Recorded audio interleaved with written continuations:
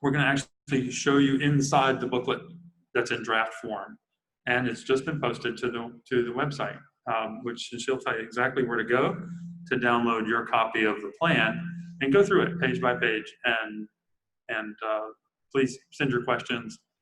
We're going to describe what's there and show you pictures and example pages from the book so you know what you're looking for. So tonight's presentation is really an introduction to that. Now, we are in the first phase of a 3-phase process, which we'll explain. Louisa, would you like to take it from here, or do you want me to? Okay, I'm going to turn this over to Louisa Lecce, and I'll come back up when we do questions or if I just can't help myself. Good evening, everyone. Thanks so much for joining this evening. We are here at the Beaches Chapel. We're also live on Zoom right now. A quick reminder, like with all of our previous Zoom meetings, this meeting is being recorded. We will be posting that to the website either tonight or tomorrow night, depending how long it takes to package that video. If you know someone who couldn't attend tonight, please make sure you share that link with them. All the videos are on YouTube, and they're also on the project website. This is a webinar. It's set up with a Q&A. If you have any questions, feel free to click that Q&A button on your Zoom tab or bar that you see, and you can type in a question, and we'll take some time at the end to go through those questions. So like Victor mentioned, the draft vision plan is now online, and the goal of this presentation is to kind of give you an overview of what's included in it, show you some of the things we've updated since the design charrette. You may recognize some of the images. They may be tweaked slightly. We've also created some new images and put together lots of new recommendations based on what we heard. So tonight, the goal is really to kind of give you a good summary of everything that's in there and things that you can go and look for. It's about a 200-page document, so it is quite large documents. Today is really to help guide you through what's inside. So we are now about approaching the end of this first part of the process, which is the vision plan. We're going to take all the feedback we hear from you all and input on the first draft, and that will inform the final draft, which will then hopefully go up for adoption and a final presentation at the end of August. So last night we had our redevelopment impacts and opportunities meeting. We're not going to focus on what we presented last night. If you want to go more into detail about that, I recommend you watch the presentation from last night. Today is really about the overall community vision plan. We've done lots of previous meetings. We were here in February to do neighborhood workshops where we went to each neighborhood and got to talk about what some of the concerns are, for a variety of topics, from transportation to streets to parks and open spaces. And then we also had our big 5-day design charrette in April. So I just want to repeat this. This is part 1 of a 3-phase process. We're developing a vision plan, which is what the community wants to see in the future. It's an aspirational document that will then help inform any regulatory changes that we have to make when it comes time for phase 2 and 3. Phase 2 being an update to the city's comprehensive plan, and phase 3 being an update to the land development code. So I'll repeat this once, and I'll keep repeating it throughout as we get more people attending online. This is still a draft. Everything you see here is in draft form. Even if it looks finished, it's not.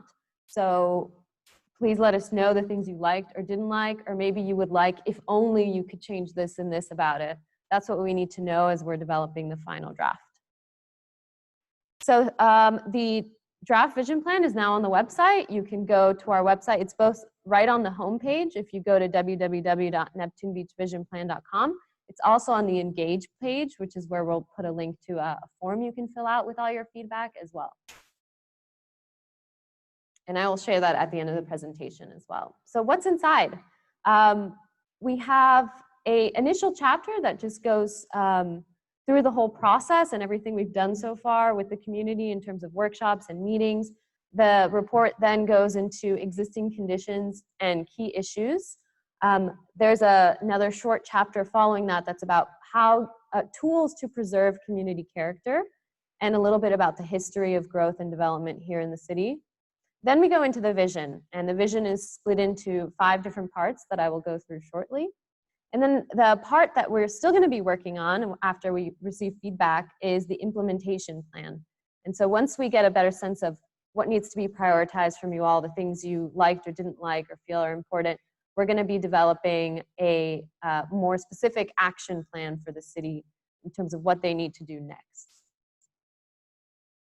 So as I mentioned, we have a section up front that deals with existing conditions. There's several maps about what the existing future land use map is in the comprehensive plan, the existing zoning, what the sea level rise projections are, what's the flood risk here in Neptune Beach.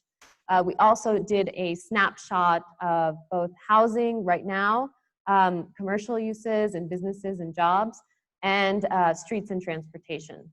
So all of that is included up front in our existing conditions section.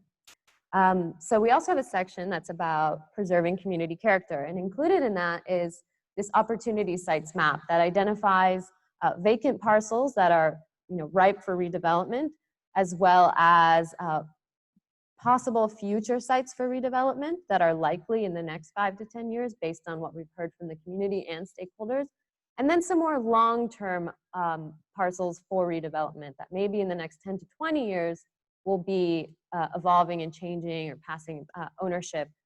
So this kind of helps define that a lot of Neptune Beach is not going to change, is going to remain a single-family residential city. The real areas of change, besides the street networks, of course, and transportation that run throughout the city, but in terms of redevelopment, it's really focused around the Atlantic Boulevard corridor. So we've also created what's called a future character areas map. And this map just helps us to get a sense of what kind of character we want to see where. So this will help inform what the future land use map should look like when we go on to the next phase of updating the comprehensive plan. And so this organizes the future vision of the city, not by use primarily, but by what kind of place. Is it a traditional neighborhood? Is it a town center? Is it a more flexible commercial area? So feel free to look through this and give us input. Alongside with that map, there's actually a matrix that describes exactly what each of those character areas are like. What's intended to go there, what kinds of uses, and also what kind of urban design features. How should the buildings face out onto the street? How tall might the buildings be? In this case, all of them are maxed at three stories. So then we move on to the actual vision. And so as I mentioned, we split the vision into 5 main topics and subjects. The first is safe, beautiful streets and trails. The second one is welcoming open spaces and active recreation. The third one is optimized mobility and parking. The fourth is a thriving town center and corridor redevelopment. And 5 is a sustainable and resilient city. So I'll now go through each of those. And we've written these kind of vision statements as to kind of guide what the recommendation should be as a goal, as an aspirational goal. So for this first one, we've said in the future, Neptune Beach will be connected from the intracoastal to the ocean and to the surrounding beaches communities through a network of safe and comfortable places to walk, ride a bike, skateboard, and drive. So this is a topic that you all as a community have been so vocal about and passionate about. This is already a very walkable community, bikeable community, so there's definitely room to improve and to grow that network even more. So in the plan, you'll see there's a section that describes context-sensitive street design, and it's something we've discussed quite a bit in some of our previous meetings, that there's a way now to define how state roads are classified based on what the character and the land uses surrounding it are, and the type of urban design surrounding it are. So Atlantic Boulevard, which right now has a character very much of a C3C, which is your suburban commercial corridor, has a street design that reflects that kind of use. So if you want that street to feel more walkable, slow cars down in certain parts of it, then we can assign it a new context classification. So here you can see this is the DOT's existing context classification, and this only applies to state roads. And so they've designated most of Atlantic just past Penman, and that's C3C, like I mentioned, suburban commercial. And then the remaining part of Atlantic Boulevard and 3rd Street is classified as urban general. So this is already the DOT's attempt at a kind of aspirational goal, even though right now 3rd Street has more of a character of suburban commercial arterial. They've already gone in and said, okay, I think this street needs to be more like the street in a general urban area. And so we've taken that one step further, and not only have we changed the classifications slightly from what the DOT said, we've also gone ahead and classified all the streets.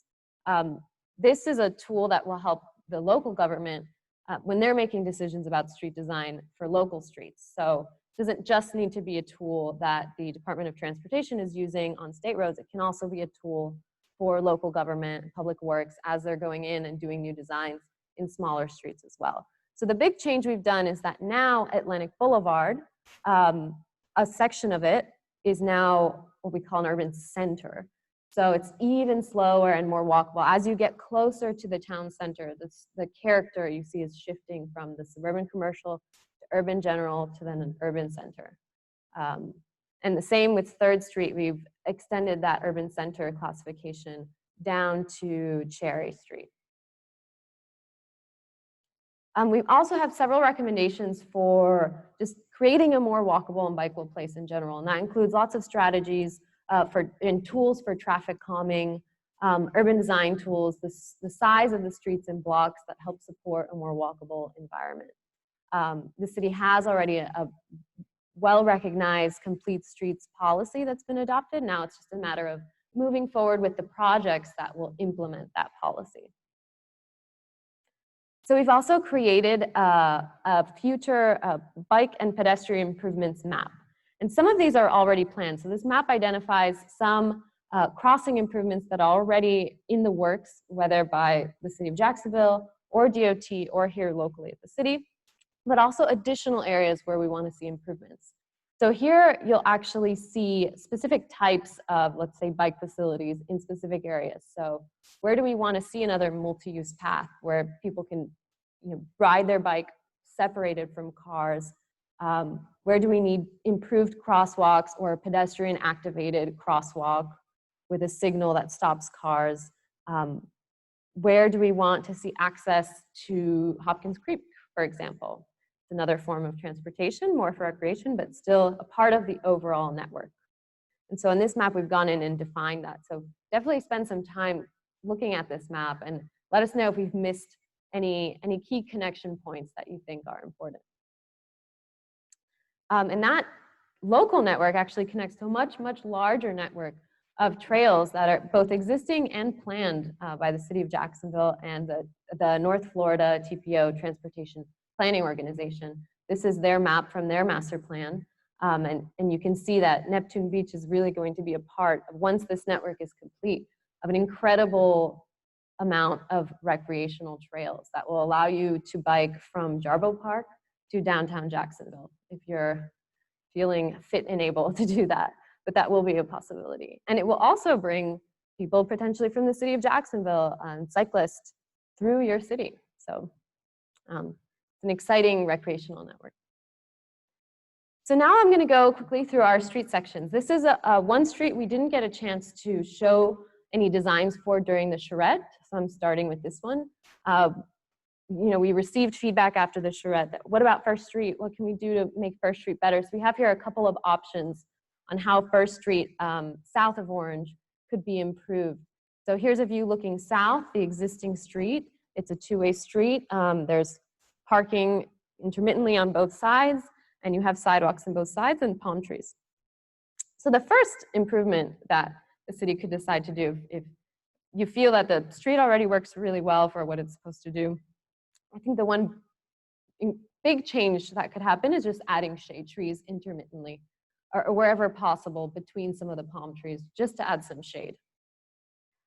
If you wanted to push the design further and really make this more of a pedestrian and bicycle-centered place, you could go to one-way traffic.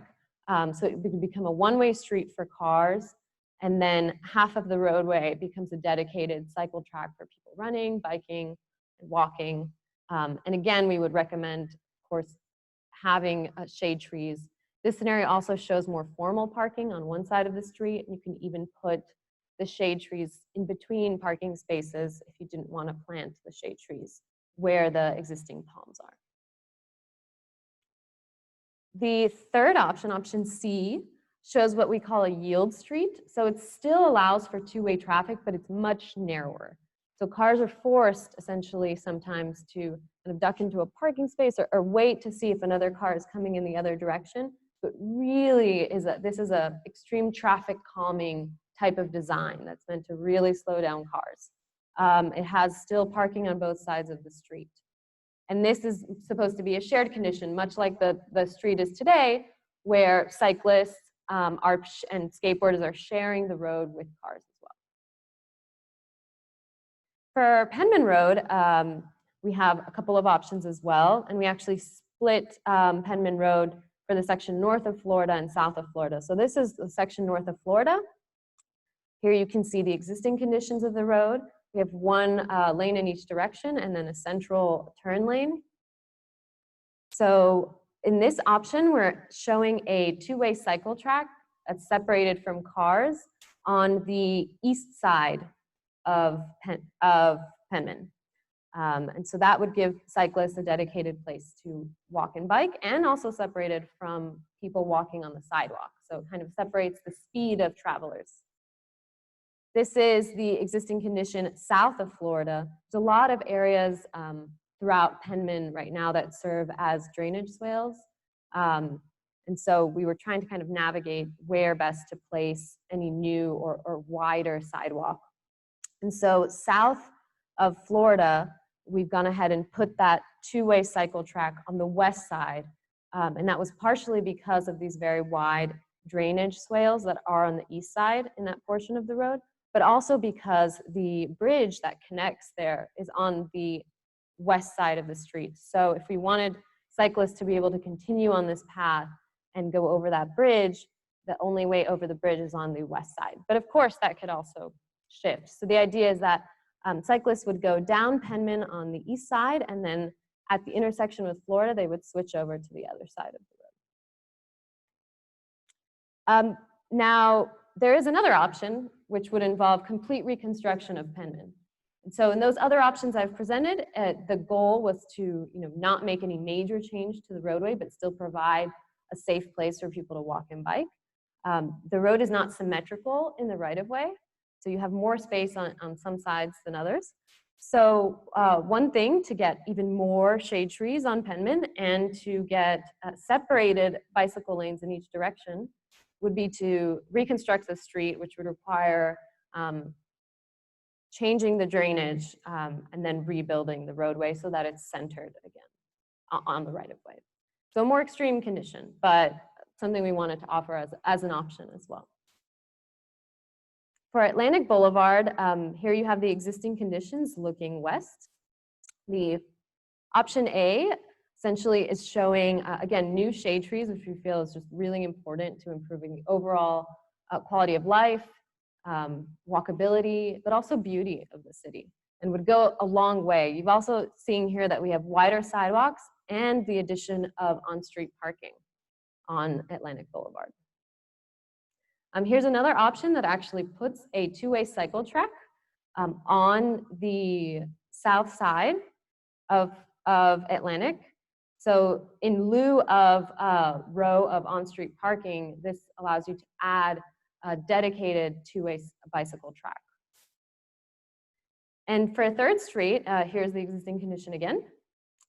Like with Atlantic, the #1 priority is adding shade trees that will really improve the look and character of the city, but also adding much wider sidewalks. So this is 3rd Street, what we were proposing for 3rd Street, but only north of Cherry. So from Atlantic Boulevard to Cherry Street, which is what we're calling that town center character area, you would have wide sidewalks on both sides to help support new businesses and shopping destinations, potential restaurants in the future. But they're wide enough to still accommodate cyclists. Now, south of Cherry, so from Cherry to Seagate, what we're proposing is to keep parking on the beach side of 3rd Street, but then have a wide multi-use path as a continuation of the East Coast Greenway. So on one side of the street, you'll have a wide path like the one you have on Florida Boulevard that is wide enough to accommodate both cyclists and pedestrians, but then you'll still have one side with on-street parking to accommodate people going to the beach. In terms of the Florida and Penman intersection, this is very similar to what we've already shown you all. There are 2 options that we've explored. One of them is a single-lane roundabout. And the reason that's being explored is it can help reduce severe crashes, injury-producing crashes. It slows down cars while keeping movement. And, you know, Rick Hall, our transportation engineer, always loves including this slide. They're the one thing that we will ever suggest that is widely opposed before it's completed. But after completed and people have had a chance to test it and go through it, is actually very much favored after construction. But we also are showing another option that we've kept, and we'll maintain this as another option if the community decides that this is the direction they would like to move forward with, which is just an improved signalized intersection. This basically reduces the overall amount of pavement. It adds high visibility crosswalks, ADA ramps, everything to improve accessibility, and more standardized traffic signals as well. So here you can see what that would look like on the ground. Here's a view of the intersection. So this is what it could look like with a roundabout in the center with a nice, beautiful signature tree, really greening up that intersection. There's an option instead to put a piece of public art in the middle of the roundabout as well. Here's a view of what the improved signalized intersection could look like. You can also put pavers in the center area of the intersection as a way to slow down cars even more, make it feel more like a pedestrian area. And again, here it is with the improved mast arms and traffic signals. So the next vision topic is welcoming open spaces and active recreation. So the vision statement here is that Neptune Beach in the future will have even more vibrant places for the community to gather and celebrate, in addition to easily accessible parks and recreational amenities that allow residents to connect with nature and lead healthier lives. So we've created a recreational amenities and open space map.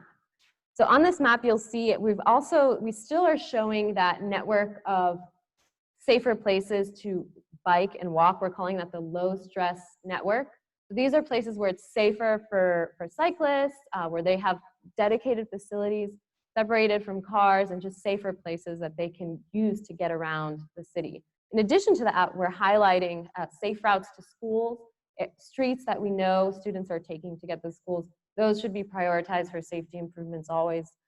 Also showing crossing improvements, existing parks, but also showing opportunities for kayak launches, new marsh walks, and places for new signature plazas. So one of the pieces of feedback that we received after the design charrette was, well, we want to see more open spaces in the town center. We want, we really want the town center to be much more walkable, and what if we can close down some of it to cars? So this is one idea we have for First Street between Atlantic Boulevard and Orange. So this is a view of the existing First Street. You all know this view fairly well. So our idea is to show what First Street here could look like if it's transformed into what we call a shared street, or what the Dutch call a woonhof, which means a living street. And the goal of this design, and I'll toggle before and after, is that this kind of street is very easy to customize and make flexible depending on what the community's needs are. So here we're showing, okay, right. Okay. So here we see that there's on-street parking on both sides of the streets instead of just the diagonal parking on one side. Here's a view of what that street could look like when it's closed to traffic. So this is something the city could decide to do every Friday night. or every Sunday if they wanted to, or just for special events. The street is designed still to allow cars to move through it, for trucks to make deliveries, for people to park their cars in front of businesses and go pick something up. But it's also designed to be reused as a public plaza. And so here, one way we do that is by making it curbless. So it doesn't have any curbs. It feels like a much larger space that's meant to be inhabited by people and for events, which it already is. First Street, we know, is the main area that a lot of events take place here in Neptune Beach. We've also gone ahead and added shade trees as well, though you'll see we've left the two kind of signature palm trees at the entrance because we feel it's kind of a hallmark of Neptune Beach to have those palms there. Here's what it could look like when it's open to traffic. So you see it's still very much a space that's meant to be shared by cyclists, where cars are supposed to feel like they're going through a special area and they need to slow down. Another opportunity we saw was this last little segment of Atlantic Boulevard from First Street to the beach access. And so it's not really a necessary segment when we look at the overall street network of Neptune Beach. It does have the parking, but other than that, it's not really taking you anywhere, and there's ways to get to those two hotels that don't require going, that you could easily reroute people to get to the parking and to those two hotels on either side. So we thought this would be a great opportunity to show a new plaza. So essentially showing Atlantic Boulevard ending at First Street in this roundabout, and then having this become Neptune Beach's signature postcard public space. Lots of events can be hosted here. You'll see, we'll toggle before and after as well. So here's the existing and proposed. You'll see we've kept a lot of those palm trees, those beautiful palm trees on either end. We're just adding some shade trees down the center in a central green space. And we've also illustrated what infill development could look like on a portion of that surface parking lot. That really helps to define the space and kind of give it a sense of enclosure. Right now, it's faced by two parking lots, which really doesn't help to make this a great address.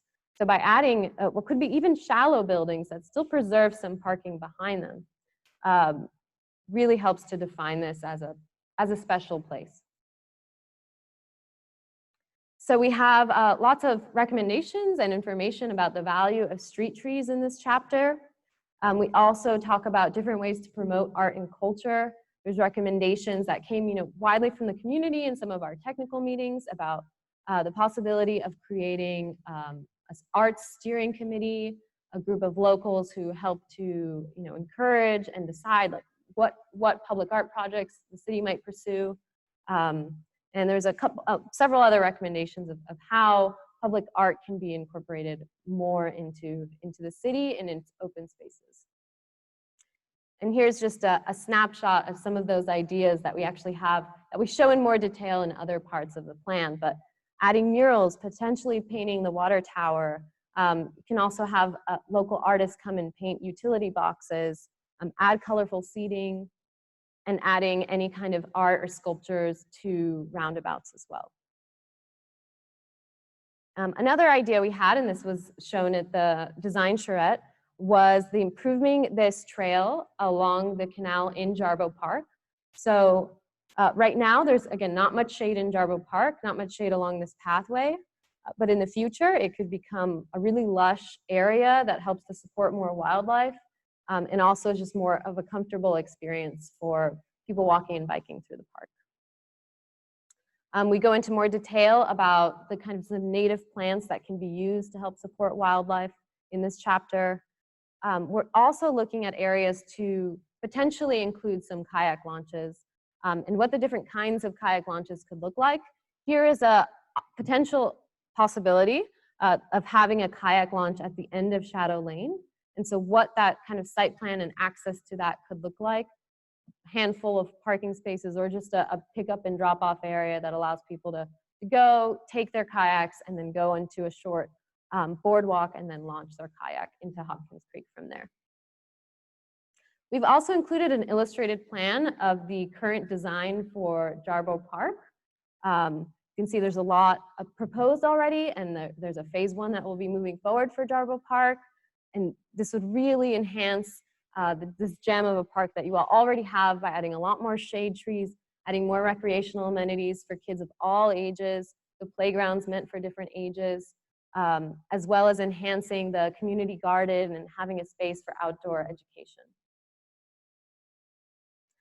We also looked at different options for a marsh walk.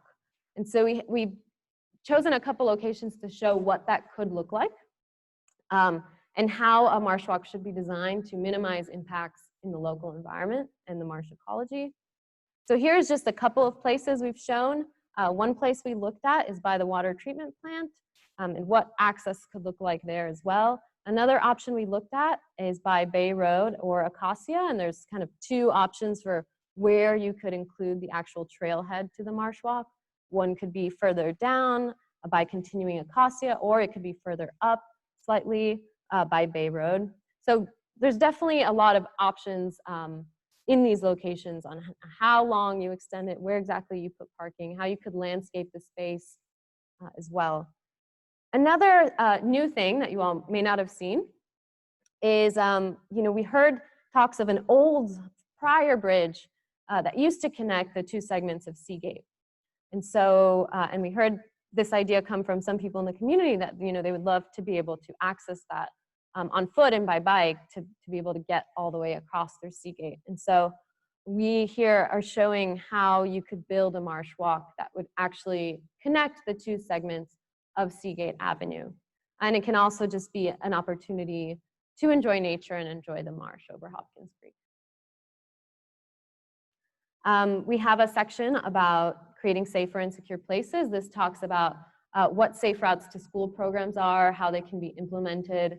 It also talks about something called CEPTED. So CEPTED stands for Crime Prevention Through Environmental Design. And this is just about how you can design public spaces and streets to increase natural surveillance and a sense of community by formalizing spaces, having adequate lighting, not putting in walls that make it impossible to see through things. That all helps to naturally prevent crime. So the third section is about optimized mobility and parking.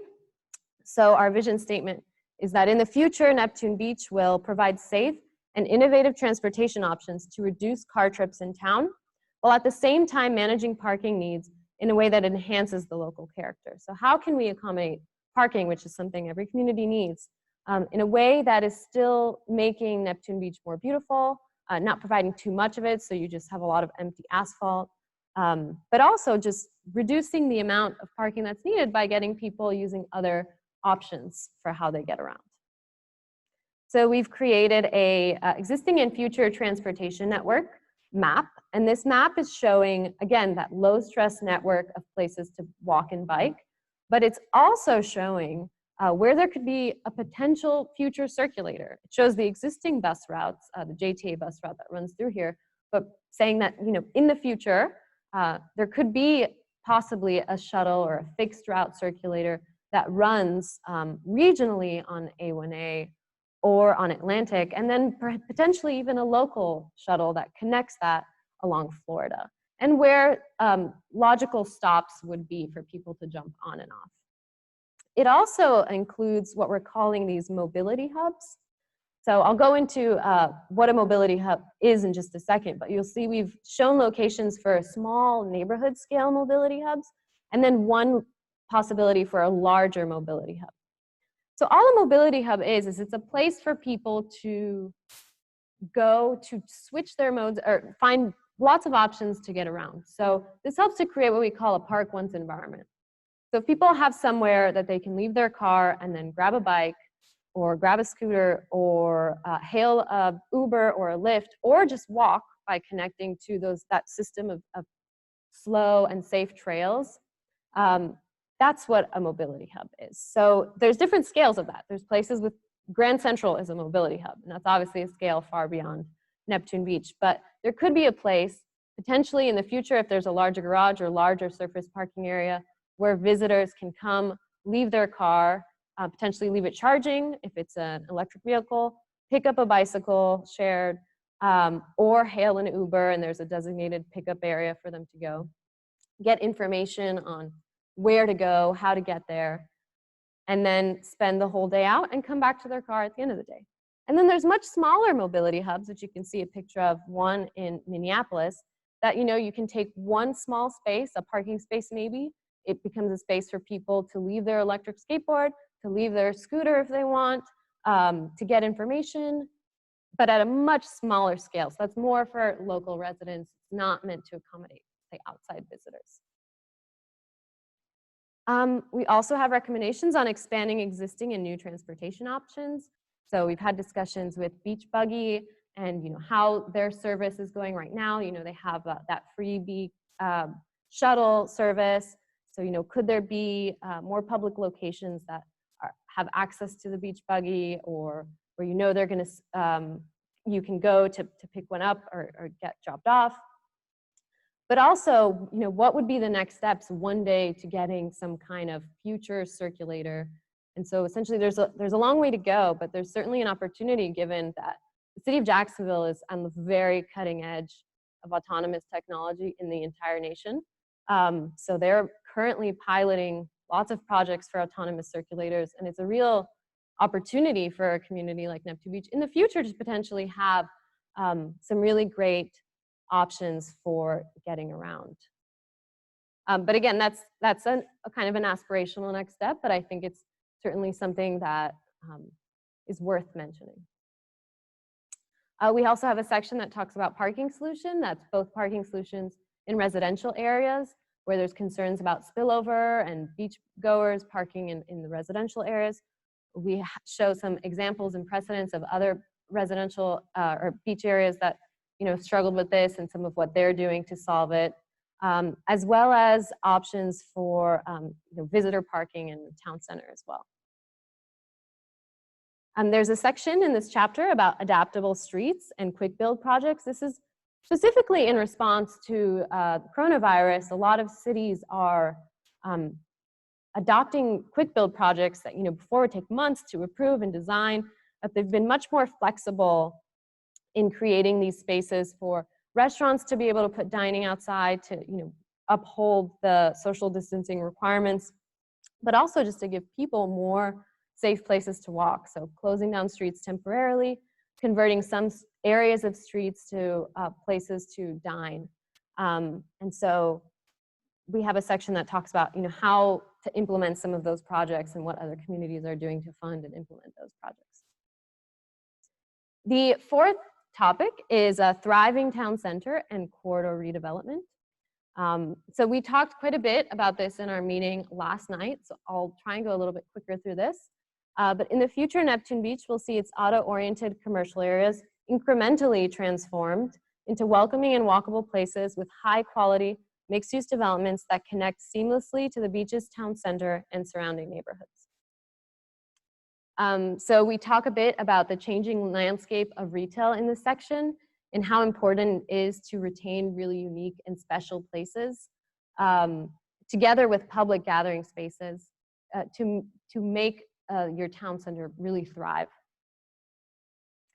We also did some scenario testing, and the objective of the scenario testing was to see how different types of hypothetical development along Atlantic Boulevard might impact the city in the future in terms of transportation and environmental impacts. And so the goal of this scenario testing was just to understand a bit better, because we've heard a lot of people who have concerns about what would residential mean for traffic, what would a expanded town center mean for traffic? Are we going to get many more cars?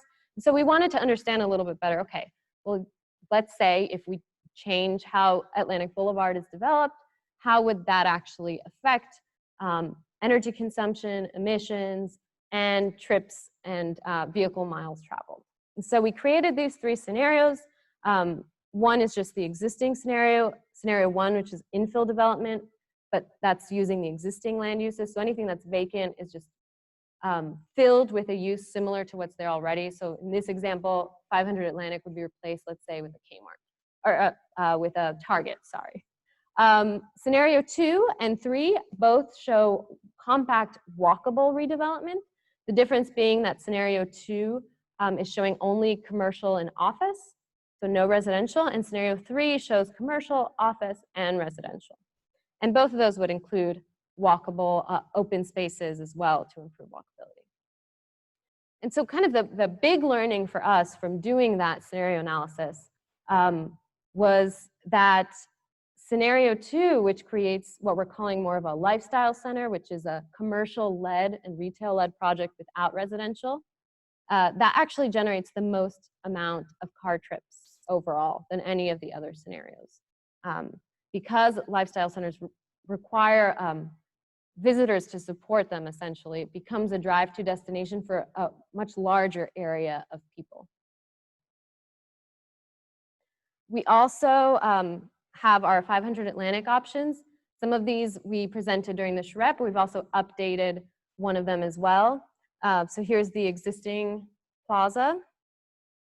This was something we tested, which was the fulfillment center, which we've eliminated, but we're just showing it to you. That's one of the things we had looked into. It's not really appropriate for this site, so we have eliminated it, but it is something we're seeing in other cities in properties of this kind, being converted to a fulfillment center for Amazon, Walmart to get their deliveries out. But again, not something we think the community want, or we know the community doesn't want, and not something I think is appropriate either. We also looked at the lifestyle center option, which includes no residential. So how could this be a more walkable and desirable and beautiful place without residential? And so this is that scenario. This one is more difficult because the amount of retail and commercial it creates isn't really as sustainable a project. There's already a town center, so this one would add more competition to your existing businesses. There's not really a market without reaching out to other communities and encouraging them to come and shop here to make this a reality.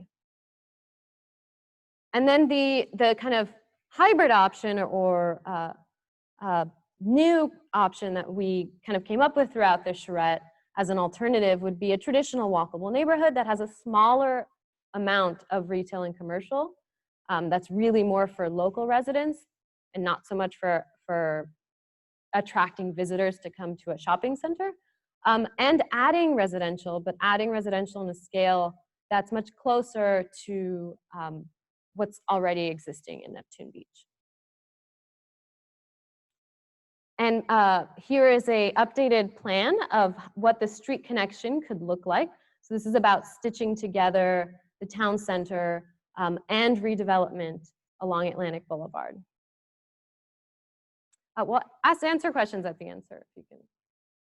Bear with me. I'm going through quickly because I know it's a lot, and we want to get to questions. So here, this is also something we looked at during the charrette. This is the existing commercial center that's on Florida and Atlantic. So you can see there's a lot of vacancy there right now.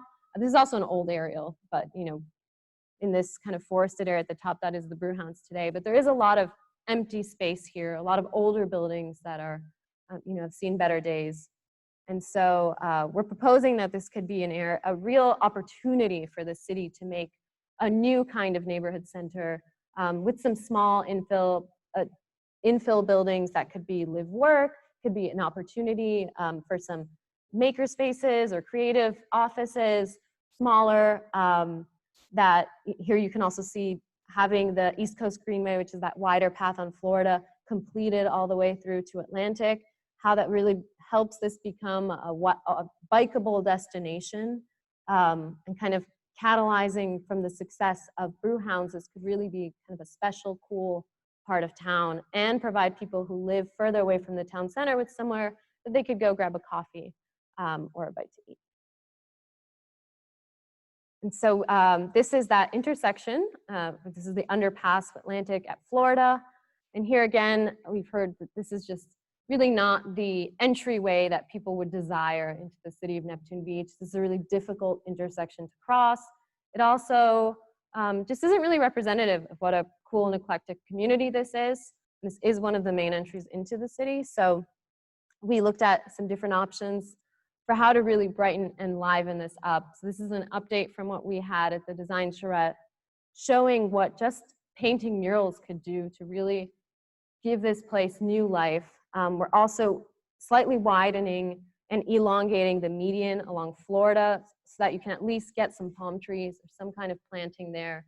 Kind of adding nicer grass, nicer landscaping, even doing some painted crosswalks that really scream to cars that, you know, there's people, there's children walking to school here. This is a place that they have to be aware and slow down. You're also seeing a new infill building on the corner, which could be some kind of creative office, has great visibility from the Atlantic overpass. You know, they could have a great sign on their rooftop and be very visible to a lot of people. So I'll go ahead and toggle that before and after again. And of course, adding shade trees along Florida would go a long way as well. So the final topic area that we cover is a sustainable and resilient city. So in the future, Neptune Beach will continue to protect the natural environments that make it so special, while adapting infrastructure, regulations, and procedures to better address changing social, economic, and climate realities. So here's a map that we have of kind of the planned stormwater improvements that are already you know, in the planning phases and construction phases. So this will already go a long way in addressing some of the flooding issues we've heard from the community, particularly around First Street.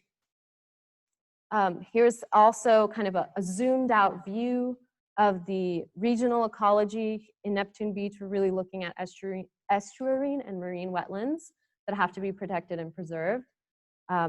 We have a lot of strategies and tools to improve streets and update street standards to make them more sustainable. There's things like soil cells, which you can use when installing street trees to ensure that those trees can grow properly and don't cause problems in the future. There's also bioswales that can be installed as opposed to just traditional planting areas along sidewalks that are meant to filter stormwater and treat it. These are often called low impact design tools. So those are a more sustainable way of creating stormwater infrastructure without needing pipes and a lot of what we call hard infrastructure. So this is really about how you can use landscape to treat and manage stormwater. And we show what that could also look like in an individual property as well, and different tools and strategies that not only the city, but property owners can do to create a more sustainable and resilient home. We have more information in this chapter about what's called Florida-friendly landscapes, which is using Florida's natural native plants to help reduce water, wastewater need to irrigate for irrigation, and creating better wildlife habitats for the local fauna. We then show the NOAA sea level rise projections, just to kind of show where the most vulnerable areas of town are. This is NOAA's intermediate projection, so it's not the most extreme scenario, but it's not the most conservative either. And we kind of go through, yeah? This may be the first time some of you have seen that map, although we've had earlier versions of it in previous presentations. The thing to understand is that an inundation map gives you one kind of information about what happens when the sea rises to that level, but you also need to be thinking about what precedes that permanent inundation, and that is more frequent flooding in the areas that would be inundated under a higher level of sea level rise later on. So this is really just a snapshot in time, looking at, you know, that projection from NOAA. I just want to reassure you that we're also concerned about the increasing flood days that would occur, you know, per year, that would occur in the years preceding this. So it's not just a matter of waiting till, you know, 2040 or 2080 or 2100 to see the full inundation. It's a matter of the more frequent flooding that would occur prior to that. So if you have a site that's flooded 7 times a year during king tides and so on, in year 1, you at some point in the future you might have 70 or 80 flood days a year on that same location. The other days of the year it's dry, and depending on where you strike the map, wouldn't necessarily show on an inundation map until that later date. So thank you. Absolutely. We've also included a summary of what the city of Jacksonville and some of the surrounding communities are already doing to help adapt their own cities to sea level rise. City of Atlantic Beach is actually first here in the region to commission and adopt a comprehensive vulnerability assessment to see, what is at risk. And so the city of Jacksonville has actually implemented several sea level rise and adaptation committees as well, and they're looking at hiring a chief resilience officer whose job it will be specifically to look at new adaptation and mitigation measures in response to climate change. And they will also be looking to commission a vulnerability assessment. So there's certainly things that Neptune Beach can learn from coordinating, as they are already coordinating with their fellow beaches communities and the city of Jacksonville as a whole. A lot of those studies the city of Jacksonville is doing will include Neptune Beach already. So certainly I think, we think it's important to keep those conversations alive, and the city could also conduct their own assessment of, city infrastructure to understand the kind of risks and threats in the future. We heard a lot from people as well about wanting to understand more about what you can do as an individual property owner, and there's definitely a lot of opportunity to provide more educational resources to residents here, people moving here, about what they can do, what kind of funding and grants are available to ensure their own properties are also adapting to future conditions. And we have several tools included in this that help mitigate the impacts and adapt to sea level rise. That includes everything from sump pumps and raising infrastructure and streets to wet flood proofing and dry flood proofing, and several other tools that communities are using right now to prepare not only for sea level rise but also for habitual and nuisance flooding that's occurring more frequently. And with that, I will kind of summarize our next steps before we start to take some questions. So kind of number one in our next step is to conduct some follow-up meetings with some folks we've met with. So, meeting with the city of Jacksonville again, Jacks Beach, Atlantic Beach, to go through some of these designs and proposals that may have changed since the last time. We want to make sure that, a lot of these would require close coordination. Say, to do a plaza at the end of Atlantic Beach would, require buy-in from the Atlantic Beach community as well. Proposals along Seagate would require coordination with Jacks Beach, and several of the projects kind of touch with the city of Jacksonville as well. So important to kind of schedule these follow-up meetings. The most important next step is to collect and review community feedback. So like I mentioned, the draft plan is now on the website, and we very much want to hear everything you have to say, what you like, what you don't like, what's missing, or if only we could change this one thing that we proposed in such a way, then it would be a really great idea. That's really important. We especially want to know what rises to the top of priorities for you. What's most important. This is a lot of information. It's a lot of recommendation. It's a lot of ideas. And of course, it can't all happen at once. So knowing what's most important to happen first is very useful information for us, and it will help inform the implementation chapter that we put together, which actually outlines specific steps and potential partners, funding sources to make some of these things happen. And then we'll be, of course, revising the draft plan to produce the final draft. So with that, I will open it up to Q&A, and I'll have the gentleman who raised his hand. Oh, you can go ahead. And I'll also be looking for our Zoom participants. We're going to take 2 questions first here in the sanctuary, and then I'll be looking through some of the questions we have in our Q&A. Louisa? Yes. So you wanted to look through those. We received about 10 questions and suggestions, and a number of them have been answered live, typing answers. Others are still waiting for you. There have been, some of these are observations about the access to Neptune by the sea and what the interface behind the library. There was a suggestion about the location of the kayak launch that you discussed. Chuck has posted a couple of questions about making the plaza at the end of Atlantic, so we'll come back to that. There's, I'm just giving you an idea of what's been taking place online for those who are here in the room. There was a question about paving on Acacia and Bay Road and about law enforcement in that area.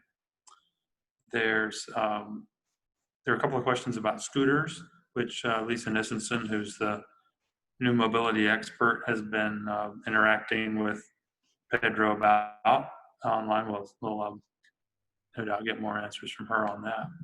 So I'm just giving you a recap of what's here. Why don't we now see what questions we have from folks here in the sanctuary, get a couple of those, and then go to the Zoom questions while you look. Who'd like to go first? Do you mind coming up to the mic so that the one that's in the center, yes, if you don't mind, come to this mic in the center. That way, well, if you do it, they can hear you online. If you don't, they might not. Thank you. Just verifying that the date you want for people to respond to this is July 20th. Okay, so the question is the due date for comments on the review draft. We're shooting for July 20th. That's the that should give everyone a chance to go through the document and send in questions and comments, suggestions for edits. And we'll just look to the city staff for direction about whether that's the right date after the questions and first looks are underway. I actually have two questions. My first one is a question I've asked before, still not received a response. I'm sorry, do you mind telling us your name so we can remember? Andy Barron. Thank you, Andy. I'd like to know how many unique people have attended or participated online within the community. Okay. That's a question I've asked before and not really given that data. Obviously, I don't have the data. I'd like to know, last time I saw it was like 250 people had given presentations. That's not really a community or, I'd like to know how many people have actually participated. This is. Yeah, I think we have a summary that you might. Yeah, we have a community engagement report. You're not. Are you muted, Louisa?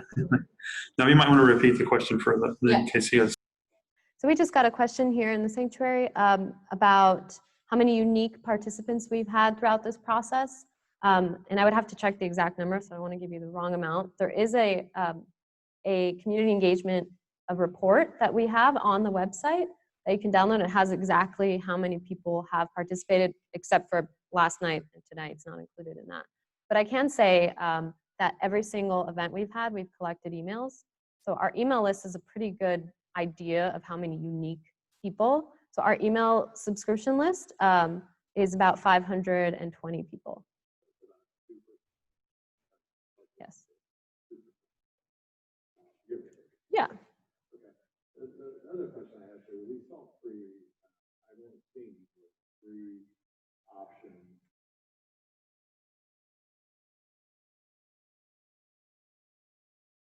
Options I'm not seeing. Meaning you kind of get led down a path and you're showing three options like A, B, C. Right? It really, there's many more other options like buying a Kmart and making it a public park. We want more green space, we want more walkability. What other options are not being shown to us that's been considered, thought about? You just talk to that a little bit. Sure.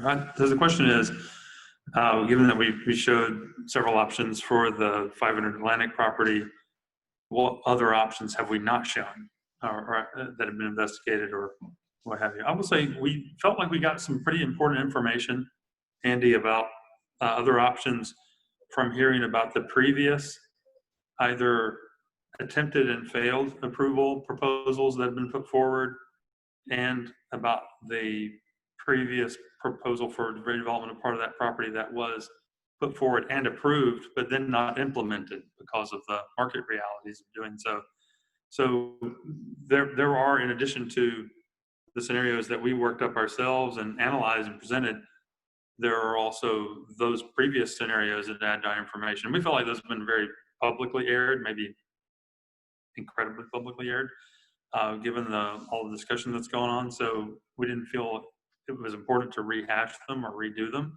They've been brought up and either dismissed, found to be unacceptable by the elected officials, or brought up and approved, but found to be an idea that for which this is not the right time and place business-wise. So remember that last one is the hotel that was approved for part of that property, but isn't going forward. Apparently the deal fell through, like most hotel deals did. So we didn't feel like we needed to repeat those, and those are among the ones that are discussed. I'll also say that there is more information, a great deal more information, in the draft report about this, and more than that in addition, in the presentation we recorded last night. We were asked not to go over that in great detail again tonight because we went over it at such length last night. So that's something else you don't know. Stefan or Christina, would you like to add anything to what I just said? So being a former stats teacher, high school stats teacher, I have to look at what would be a good sample size of the population. And Sorry, Stefan, I hate to make you do it, Yeah, I'll but go to the mic. if you go to the mic, then they're going to be able to and project. They'll be much more likely to hear you on the Zoom. Yeah, so I think, oh, yes, that's really loud. No, go ahead, Good for them. make it loud. So I think to ask what the sample size, I think that's where you're going is this a true representation of our residents? And I was just doing, I used a calculator, being a former stats teacher, that's really important to me. I saw that, with a 90% confidence level, with a 5% margin of error, population size being about 7,600 residents, our sample size, if you were doing like a survey, this sample size would give you pretty close to true results, would be about 263. So I think we're pretty close. And typically in statistics, you want that 95% confidence level. And so if we were doing that 5% more, your sample size would be about 366. So we're still pretty close. I don't know, are you able to get any data on how many people maybe view these presentations online that don't participate in these things? Or I think that would be interesting to know as well. I would just say that those stats, that would be a random sample. When you do something like this and try to draw people in, you're getting a very specific segment of the population. Yeah, the point there is that the participants have been self-selected because they chose to respond to advertisements. That stat is not even relevant. That's if you're going and getting people off the street randomly. That's not what we're doing. So I think, early on when we started this process, we did. I mean, I went door to door. I know some of our council members and elected officials went door to door. And so we really tried to draw that process out. I think we also did a lot of advertising as well, not just online, but in other media to try to get people to come. Unfortunately, really you're absolutely right. What it comes down to is, do you really want to participate in this process for Neptune Beach? Well, I would say to everybody that's surrounding the public, I walked door to door on my block, 2 blocks actually. Yeah. My wife and I were the only people who knew about this process. Period. So that's why I bring it up. 2% of people have responded. It's not really a representation. So for those who can't hear, what Andy is saying is that a number of people that he talked to were, unlike he and his wife, were not aware of what was going on. I'm curious, did you encourage some of them to participate tonight? And did any of them come or come online? We would never do that. I said, well, you better stop and think because it's going on right now. Yeah, I think you're right to advise people to participate. Now is the time. But it's also, we got this email last week. We got an email last week about 2 in-person sessions at 6 p.m. in Neptune Beach. I'm retired, but I can be there. Most people at work in Jacksonville, they don't work there. You cannot make these sessions. Do it in the middle of the summer with 1 week's notice. Basically tells you we don't want you to participate. We don't want you here. And we're going to do this for the purposes to say we did it. Andy, I hear you, and I appreciate what you're saying very much, but if you want to get on the record, you need to come close to the microphone so that the other people at home can hear you. There are 42 people watching online who are participating that way. The number goes up and down during the course of the hour. So I'm going to make you aware that it's not just those of us who are here in person in the room. This is an unusual time for holding in-person meetings, and I have to say it's a challenge to both balance the strongly express desire for in-person meetings and do it within the conditions necessary to spread everybody out like this, and taking into account the reality that a lot of people are just more comfortable staying home in a case like this. So I will tell you, I think your city and a lot of other cities are caught between a rock and a hard place about how to do public participation during the pandemic, given that it might be quite some time before we go back to public meetings as we once knew them in person. Because if you don't have in-person options, as we have provided last night and tonight, someone will say, they'll probably send an email that says, I don't have a computer, but someone will say that they're not able to participate online, and so we need to do it in person. So, okay, there's going to be someone else, including some of the 42 people who chose to participate but not to come into the room, who are going to say that holding a public meeting at this time is a needless, reckless endangerment of the public. That's why I'm staying way up here, and I'm wearing my mask. And I appreciate you wearing yours. So I will be on the record. I don't believe that this, the feedback from the community has been vetted. I don't believe this is a community exercise. 2% of our population to me is not the voice of the community. I mean, we can go into the stats, and those are very good stats, but those are random people on the street. You get a random population. This is very specific to a community of roughly 20,000 people. So to me, and I'll be on the record, I do not believe that represents our community feedback that we've gotten. Thank you, Andy. All right, Louisa, do you want to look at some of the online questions or see if there are any others from folks here in the room with us? I will also say that, this is the draft plan. So send this to everyone you know, post it on your personal social media networks. That really helps us. Every single meeting we've done since February has been recorded and is online for anyone to watch. So we really do encourage you. I mean, this is probably the first time ever where this many meetings have been recorded, and I think and the ability of people to watch at a more convenient time is something we'll certainly be carrying forward in this work. But please do let people know that they have now 3 to 4 weeks to give us some ideas and responses. But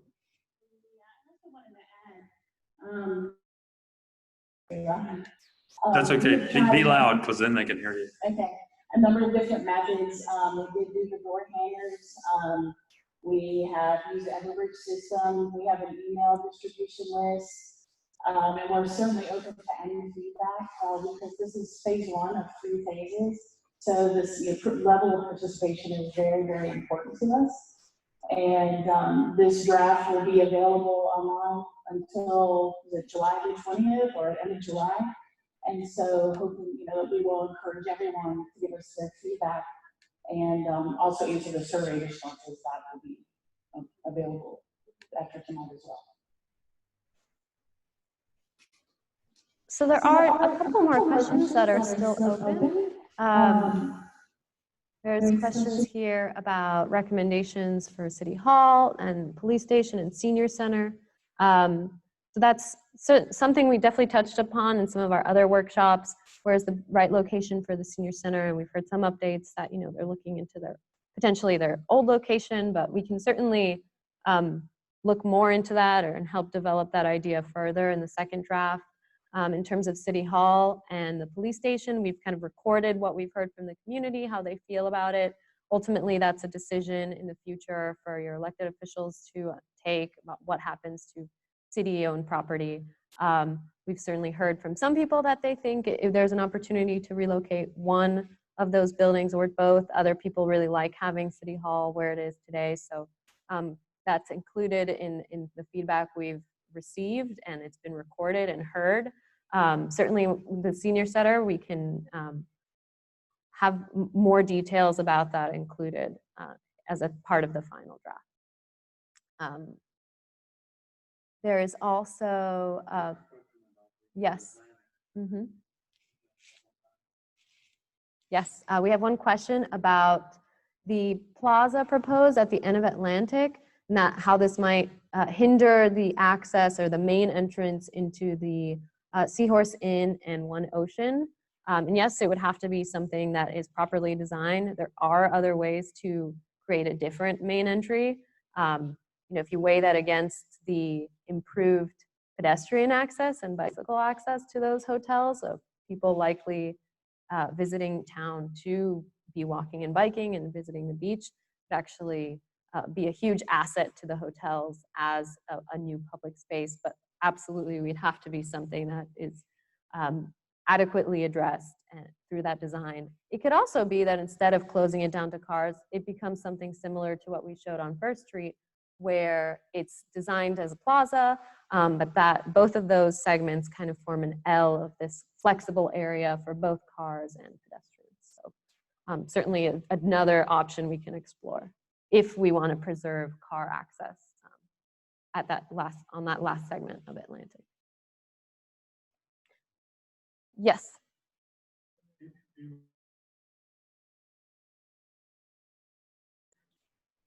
you have anything else you want to do online? You can go. There's one more question. We'll take it after. The diagrams we saw, this is Pat Dissery, the diagrams we saw for First Street, when you talked about a certain, a lane, those are the measurements of First Street? Yes. Because it just looked a lot wider. Yeah, those are. You didn't show a design for what you had in mind for the East Coast Greenway crossing the street to go A1A. Where did you talk about putting that path? Was it on the road? I was unclear of that design. For where? The East Coast Greenway to be continued onto the east side of 3rd Street, where it stops and it gets to the light. Yeah. Do you have a design on that? So there's a question about what happens to the East Coast Greenway when it reaches A1A 3rd Street, right? And so we have our proposal for 3rd Street where the East Coast Greenway, a multi-use path area, would be built along the west side of A1A. And that way people wouldn't actually have to cross right there at Jarbo Park. It would be a connection to the town center.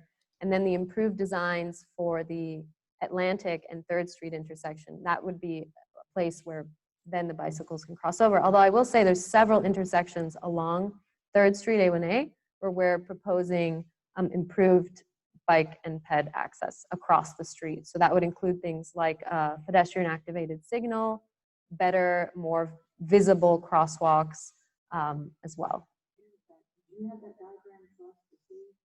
There's a map that shows the actual intersections that will receive improvements, like a pedestrian activated signal. And then there is a plan for improving the Atlantic and 3rd Street intersection in the draft plan. So there's kind of two options. Okay. I appreciate that you have the two plans for and Florida, and I will get back to you and do some research about the two different plans. And I would like to second the motion that a lot of people don't know about what's going on, and it surprises me because where I live at the corner of Florida and 1st Street. I've been actively engaging young families with, as you see, some of the pictures I took, and I'm surprised the number of people that don't know about this.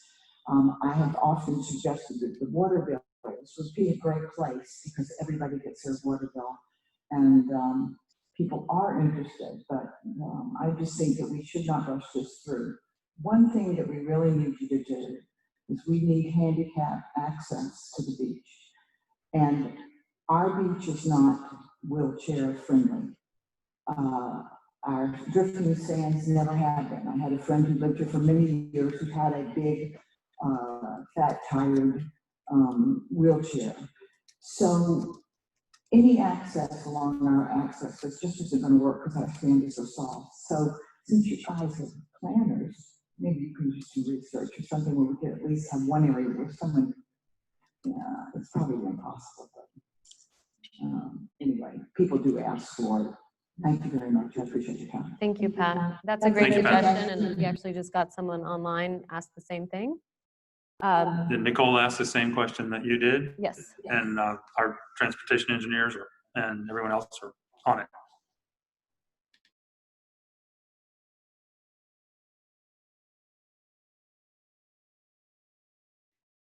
There is a question about the, how participation here compares to other communities that we've worked in. And I will say for a community of this size, this is great participation. I mean, no public process is perfect. We always struggle with getting young families out. I think having an online component actually hopefully would make it easier for people to join from home. But, you know, at least that's in my opinion, in terms of how it compares for a community of this size, having 500, and again, that's only 500 people who are on our active subscription list and not people who may have watched the YouTube video after the fact. But of course, room for improvement always to get as many people as possible. Yes.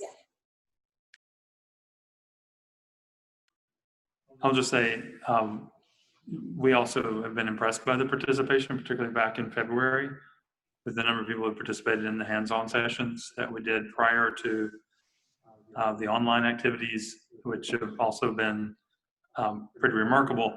And we've gotten a great depth of information. I hope that's revealed when you go to the 200-page or so draft of the vision document, not knowing at this point how many of those pages will remain after you've edited out the things you don't think were right. But I'd just like to say that information, you know, was derived from those in-depth conversations. I've been doing this for 33 years, and this is slightly above average participation. Maybe you know, you're in the top 25 percentile. You're not the best I've ever seen. But if I think back about the many communities where we've done a whole variety of different processes, and the communities have actually done their outreach to citizens to get participants on a whole host of different ways, this is pretty good. It's really hard to get, you know, time-stressed people to participate in something like long-range planning. So you should give yourselves a little pat on the back for that. And then when I think about the ones where it worked best, you know, the ones that were in that top 10 percentile of all of them with regard to public participation, what worked the best was local citizens saying to their neighbors and to the people they saw at the cash register when they were in a store, or people they were interacting with, I'm going to be there, or I'm going to join in, I want you to do that too, will you be there? That is the number one thing, the word of mouth and discussion. It's one of the reasons why we don't just have one meeting and then stop. We're having a whole series of things that began months ago and aren't over yet, so that we can build more audience as we go, as you all do what Andy described and Pat described, y'all are doing, just telling other people they should participate. It's not unlike saying, hey, fill out your census form. I noticed that, you know, your main corridor is Atlantic Boulevard, and you've got the 500 Atlantic and everything.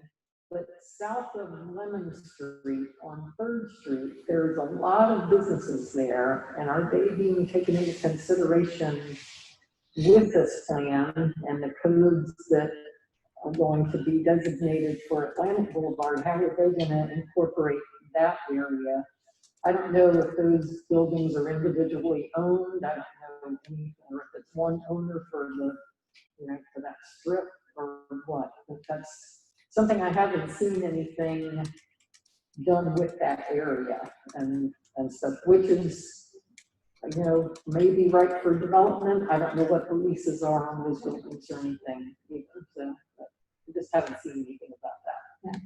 So we got a couple here in the room about you know, not being as many illustrations or ideas for the 3rd Street corridor, being the second, you know, main commercial corridor. There's a lot of businesses along 3rd Street. And you'll see in our context classification map and in our character areas map, we kind of have given that area and that corridor an identity or character. From our conversations with stakeholders and different folks, we haven't identified too many redevelopment opportunity sites along there in the short term. Not to say that in the fullness of time that area won't redevelop. I think the areas that are most likely to change are the ones closer north, closer to the town center, essentially around the Bank of America, Plaza, Walgreens, that kind of, those seem to be the ones more likely in the next 10 years to be transformed. But we can look more at it as well. I think that the primary thing with in regards to the 3rd Street corridor is actually more the street itself and what can be done to make it more accessible and permeable and not this barrier in the community. There seems to be some well-established small offices along there right now, and then a lot of homes on the east side as well. So those are less likely, we think, to change right now. But improvements to the actual street, adding shade trees, improving the crosswalks, things like that absolutely are a big priority.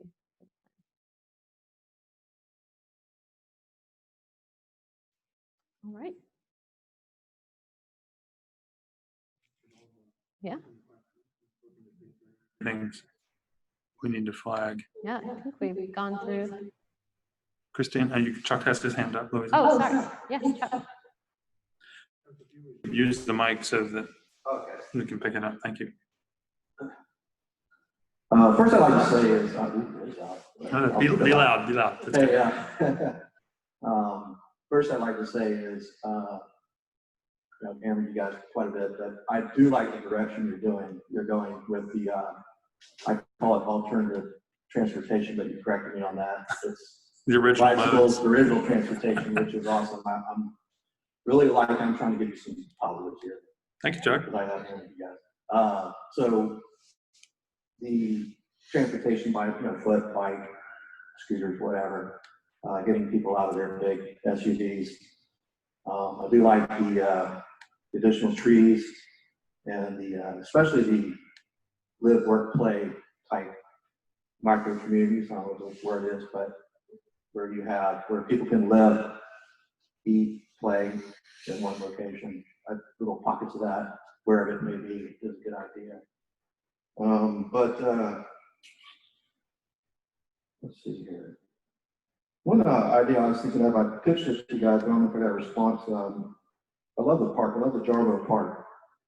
But in the northeast corner are some apartments that are kind of long in the tooth, so to speak. And then there's next to that is some smaller offices. We're doing a lot of dreaming here. So here's the dream, is get rid of those, move those up to like Kmart area or somewhere, and turn that land into extended park area. Just an idea there. We could get on that route there would be good. I noticed you picked up on what I call Triton Trail. I think you called it the Ditch Trail or the Creek Trail, going from 500 Atlantic down to Jarbo, cutting through, going to Fletcher. I was thinking if you took it there and then hooked it west, you could take it all the way to PENMAN, and that would create a really good trail for kids going to school and whatnot. That's something I was going to bring up. But So as in addition to accommodating walking and biking on 3rd itself. Correct. I think Okay. I've been, you've been more around the world than me, but I have been a few places, and I've noticed one thing that's successful is multi-use trails off away from the vehicular traffic. So that trail would be, if someone lived, in Neptune Beach and that end, they could go to Fletcher and back without even being near a car. So Okay. one less child. Thinking about the movement that you described is really, when you go the other way, it's how do we go from the East Coast Greenway along Florida when they want to go north, and this would be 2 different ways to do it. Yeah, this would just be another spur, which, in my opinion, the more multi-use trails, the better. So what I understand is the East Coast comes up 1st Street, and Jack Street, I know it does. And then what's up, Florida? Or something like that. So this would be a spur off, so they'd come right here, and you could spur off and head out towards Fletcher. You'd have to have a bridge going over the ditch they put in, go west to PENMAN. So that way you could pick up the Ocean Oaks apartments. There's kids there. They could jump on their bike, ride to Fletcher Junior, Fletcher Senior, without even being on Seagate or anywhere with any other cars. Okay. Just making sure I understood. Thanks, Chuck. Yeah. The other point I was going to bring up is the number that is participating. First thing I'm going to say is, are we positive? I think you guys are doing a lot of interaction, actually. I think there's a lot of opportunities for people to come up here. I mean, I work, but there's been multiple meetings that you guys have been accessible. So I don't think that's the problem. I've actually interacted, I've got a small network with 1,630 people, you know, back and forth. So I said, hey, how about this meeting? They came back, hey, yeah, I think I'll make it. So they know about it. I don't think the problem is that they don't know about it. It's just they're weighing out the difference. Family, happy hour, Netflix. We all want to go lay on the couch on Netflix, or we want to get involved. So at first I thought it was just apathy. People don't care. People care, but it's that balance. They want to hang out with family. They don't come up here and do this. So I don't know how to solve it, but I do know people know about it. I also sent out 5,400 emails, and I got back 5,200 replies. So they at least saw it, and they know it's happened, but they didn't show it. So, but I don't think it's apathy. I just think it's the balance of family or whatever else they got going on. They don't want to, you know, time is valuable for people, so they just decide not to come and get involved for whatever reason. Last question I got for you is, you're saying there's 500 on your email list. We've done other meetings like this, where there's multiple meetings to come to a conclusion what the consensus of the constituents is. And I've been in meetings where there's thousands of people out of a 7,000 strong community, which is kind of rich for that. It's, okay, a lot, very lot. So my question to you is, if you have 500 on your list, do you have a way of going through that list and seeing if they are actual Neptune Beach residents? Because that's my concern. I don't know if I'm saying 2%. If we're getting 2% with 500 on the mail list, how many of those 500 actually live there? And is that a concern? Do we want somebody from Arlington to be experiencing what you guys do? I will say that there's a question about how many people on our email list are from Neptune Beach. We have asked in a lot of our surveys, where do you live? Or when we were doing the keypad polling, what neighborhood do you live in? And overwhelmingly, I would say 95% of the time, it was people from here. If not here, a small percentage from the larger beaches communities. So it absolutely is a local, yes. I've been a part of other polls, and what they do to get in is you have to sign up your name, address, and your date of birth, and then that's for voting. And they can check that on voter records to make sure that you are here. And I'm just concerned if there's other outside people swaying the direction that they're maybe just monetarily involved, but not personally involved, or not constituents. So that's just a concern I got. Thank you. Well, let us dig into that list a little deeper and see what we can type. Right now, we only know what we already said.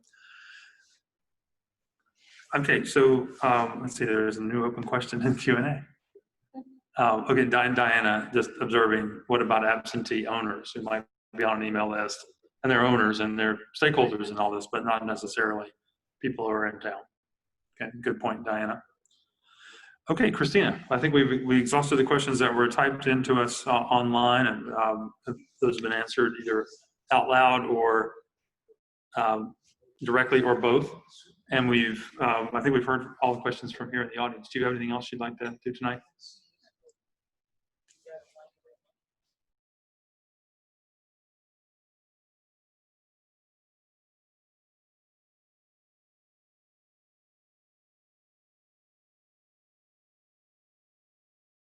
At this point now, what we're seeing, we've got this great partnership with our consultants. And so, we've got this wonderful draft, and this is the time for everybody to really take the time to get through this and give us your feedback.